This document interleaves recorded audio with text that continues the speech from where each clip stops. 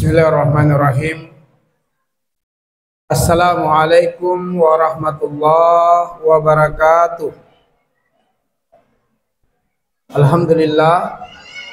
Alhamdulillahirabbil alamin. Wassalatu wassalamu ala asyrafil anbiya'i wal mursalin wa ala alihi wa sahabatihi ajmain, amma ba'du.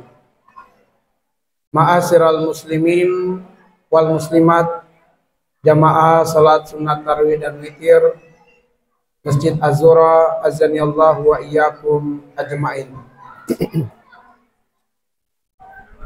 Alhamdulillah, atas izin Allah kita semua dimudahkan untuk memaksimalkan hari-hari Ramadan dengan ibadah dan dengan ketaatan. Semoga serangkaian ibadah kita diterima oleh Allah dan disempurnakan oleh Allah. Semoga dosa kita, kesalahan kita mendapatkan ampunan dari Allah Subhanahu wa taala. Ma'asyiral muslimin, azanillahu wa iyyakum ajmain. Pada bagian akhir ayat Al-Baqarah 185 berbunyi wala'allakum tashkurun, agar supaya kalian menjadi hamba-hamba Allah yang bersyukur, yaitu agar supaya kalian menjadi pemenang di bulan Ramadan. Menjadi pemenang di bulan Ramadan berarti mendapatkan ampunan dari Allah Subhanahu wa taala. Sebab baginda Nabi sallallahu alaihi wasallam mengabarkan kepada kita semua akan manusia yang celaka di bulan Ramadan. Dan manusia yang celaka di bulan Ramadan itu adalah mereka yang bertemu dengan bulan Ramadan, namun Ramadan berakhir meninggalkan kita semua dalam keadaan dia tidak mendapatkan ampunan dari Allah. Celaka dan celaka dan celaka. Ma'asyiral muslimin, azanillahu wa iyyakum. Ini berarti bahwa untuk menjadi pemenang di bulan Ramadan, kita harus mendapatkan ampunan dari Allah Subhanahu wa taala. Dan karena itulah di bulan Ramadan ini kita sungguh-sungguh melakukan sejumlah amalan-amalan yang berpotensi untuk menggugurkan dosa-dosa kita. Di dalam sejumlah riwayat yang sahih, ada 8 amalan yang akan kami sampaikan sebagai amalan pengguguran dosa di bulan Ramadan, yang semoga dengan kita menjalaninya, melaksanakannya dengan penuh kesungguhan, kita menjadi pemenang di bulan Ramadan, mendapatkan ampunan dari Allah. Amalan yang pertama, ma'asyiral muslimin, adalah sholat 5 waktu. Sholat 5 waktu adalah amalan penggugur dosa. Baginda Nabi SAW menyabdakan, as-salawatul khams mukaffiratun ma bainahunna idza jitanabal kabair. Sholat 5 waktu itu antara sholat dengan sholat menjadi penggugur dosa, kecuali dosa-dosa besar. Sholat 5 waktu adalah sholat atau ibadah yang dapat menggugurkan dosa-dosa kita. Kalau sholat 5 waktu diibaratkan dengan 5 jari, maka di sela-sela jari inilah kita berpeluang berbuat dosa. Antara subuh dan zuhur kita berpeluang buat dosa. Antara zuhur dan asar, antara asar dan maghrib, maghrib dan isya, dan antara isya dan subuh kita berpeluang atau berpotensi berbuat dosa. Maka jika antara subuh dan zuhur kita berbuat dosa, dengan melaksanakan sholat zuhur penuh kesungguhan, dosa kita dihapuskan oleh Allah Subhanahu wa taala. Demikian pula antara asar dan maghrib kita berbuat dosa, maka sholat maghrib akan menggugurkan dosa. Dan antara isya dan subuh ketika kemudian kita berbuat dosa, dengan menjalankan sholat subuh, dosa kita digugurkan oleh Allah Subhanahu wa taala. Suatu ketika Rasulullah SAW bertanya kepada para sahabat-sahabatnya, bagaimana menurut kalian sekiranya di depan rumah salah seorang dari kalian ada sungai yang mengalir, dan dia mandi di sungai itu 5 kali setiap hari, adakah kotoran masih melekat atau menempel di tubuhnya? Serentak para sahabat menjawab, tidak ya Rasulullah. Maka Rasulullah menjawab atau mengabarkan kepada mereka, demikianlah perumpamaan sholat 5 waktu. Dengan mengerjakannya penuh kesungguhan, dosa-dosa tidak akan menempel kepadanya. Suatu ketika Nabi juga pernah mengambil pelepah kurma lalu menggoyang-goyangkannya sehingga dedaunan yang kering darinya berguguran.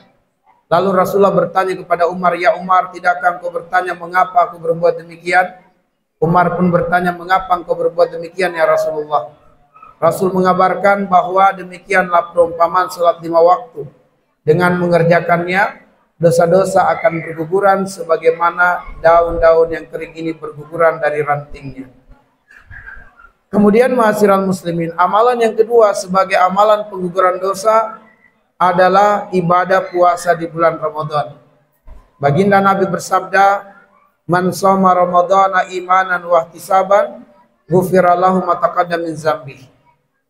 Siapa yang menjalankan ibadah puasa karena keimanan kepada Allah, karena mengharapkan pahala dari Allah, ghufira lahu ma taqaddama min dzambi, maka dosanya yang telah berlalu diampuni oleh Allah Subhanahu wa taala.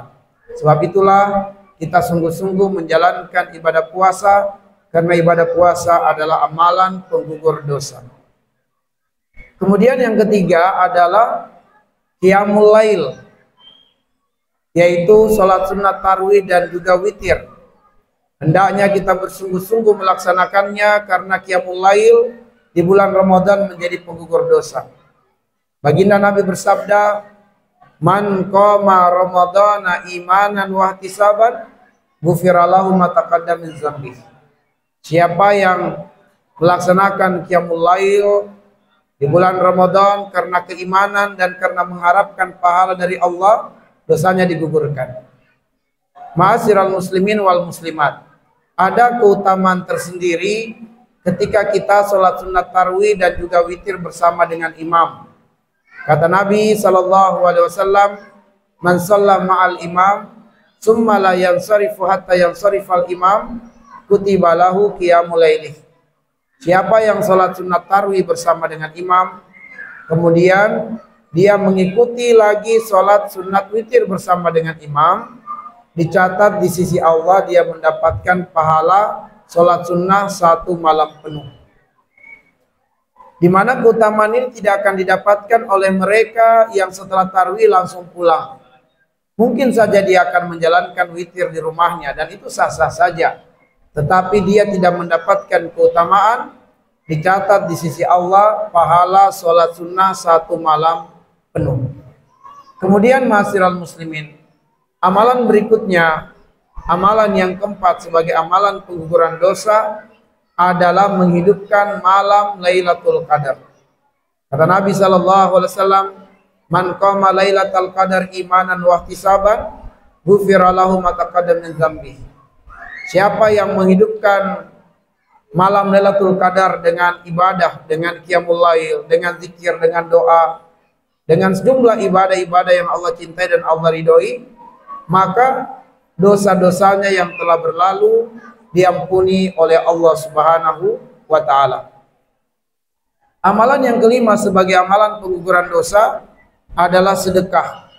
Hendaknya kita perbanyak sedekah di bulan Ramadan. Baginda Nabi bersabda, "Afdalus sadaqah sadaqatun fi Ramadan." Seutama-utama sedekah adalah sedekah yang dilaksanakan, dikerjakan di bulan Ramadan. Wa sadaqatu tudfi'u al-khati'a kama yudfi'ul ma'u an-nar. Dan Nabi menyabdakan, sedekah itu dapat menghapuskan kesalahan-kesalahan sebagaimana air dapat memadamkan api. Hendaknya kemudian di bulan Ramadan kita melatih diri kita untuk bergaya hidup sedekah. Kemudian ma'asyiral muslimin, amalan yang keenam yang juga masih satu rangkaian dari ibadah sedekah tapi lebih spesifik, yaitu menyediakan sajian iftar untuk hamba-hamba Allah yang berpuasa. Baginda Nabi bersabda, "Man fattara sha'ima kana lahu itqu raqabatin wa maghfiratun lidzunubihi." Siapa yang menyediakan sajian iftar untuk hamba-hamba Allah yang berpuasa, kana lahu itqu raqabah, pahalanya seperti pahala membebaskan budak. Apa pahala membebaskan budak? Yaitu dibebaskan dari azab api neraka. Wa maghfiratul lizunubihi, dan dosa-dosanya akan diampuni oleh Allah Subhanahu wa taala. Maka menyediakan sajian iftar adalah amalan penggugur dosa. Kemudian amalan yang keenam, ma'asyiral muslimin, azani Allah wa iyyakum, adalah dengan memperbanyak istighfar di bulan Ramadan. Memperbanyak istighfar di bulan Ramadan. Amalan istighfar adalah amalan yang secara khusus baginda Nabi Sallallahu Alaihi Wasallam mengajarkan kepada kita tatkala istri tercintanya bertanya kepada Rasulullah, jika aku menduga kuat suatu malam sebagai malam Lailatul Qadar, amalan apakah yang sebaiknya aku baca? Maka Rasul mengajarkan kepadanya satu lafaz istighfar. Allahumma innaka afuwun karim tuhibbul afwa fa'fu anni. Maka hendaknya kemudian lafaz istighfar ini kita dawamkan di bulan Ramadan, terutama lagi di malam-malam yang kita duga kuat sebagai malam Lailatul Qadar. Sebab amalan istighfar adalah amalan di mana baginda Nabi Sallallahu Alaihi Wasallam rutin melakukannya, rutin mengamalkannya. Dalam riwayat tidak kurang 100 kali setiap hari. Maka hendaknya kita memperbanyak istighfar, dan waktu terbaik beristighfar kepada Allah adalah di waktu sahur. Karena di surat Az-Zariyat ayat 18 Allah menyebutkan salah satu kebiasaan calon penghuni surga adalah wabil ashar hum yastaghfirun. Mereka beristighfar di waktu sahur. Kemudian ma'asyiral muslimin, yang ketujuh sebagai amalan pengguguran dosa adalah menjalankan ibadah umrah di bulan Ramadan. Karena umrah itu al-umrah tilal umrah kafaratun lima bainahuma. Antara umrah dengan umrah itu terdapat pengguguran dosa. Dan ada keutamaan khusus bagi yang berumrah di bulan Ramadan. Kata Nabi, al-umratu fi Ramadan taqdi hajatan ma'i. Bahwa yang menjalankan ibadah umrah di bulan Ramadan pahalanya seperti pahala berhaji bersama dengan Rasulullah Sallallahu Alaihi Wasallam.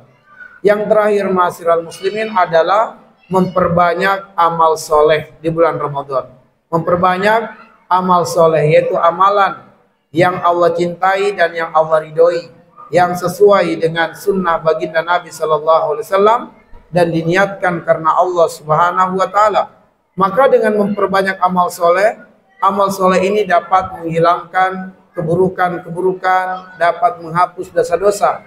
Sebagaimana firman Allah Subhanahu Wa Taala, Innal hasanat yuzhibna as-sayyi'at, bahwa amalan-amalan kebaikan dapat menghapuskan atau menghilangkan amalan-amalan keburukan. Ma'asyiral muslimin azani Allah wa iyyakum, maka dengan kita bersungguh-sungguh memaksimalkan melakukan amalan-amalan penggugur dosa di bulan Ramadan, kita berpeluang besar untuk menjadi pemenang di bulan Ramadan. Wala'allakum tashkurun, kalian menjadi hamba-hamba Allah yang bersyukur, menjadi pemenang, yaitu mendapatkan ampunan dari Allah Subhanahu wa taala. Semoga kita semua menjadi pemenang di bulan Ramadan. Nasallallahu ayyaj'alana minal ladzina yastami'una al-qawla wa yattabi'una ahsana. Subhanakallahumma wa bihamdik asyhadu an la ilaha illa anta astaghfiruka wa atubu ilaik.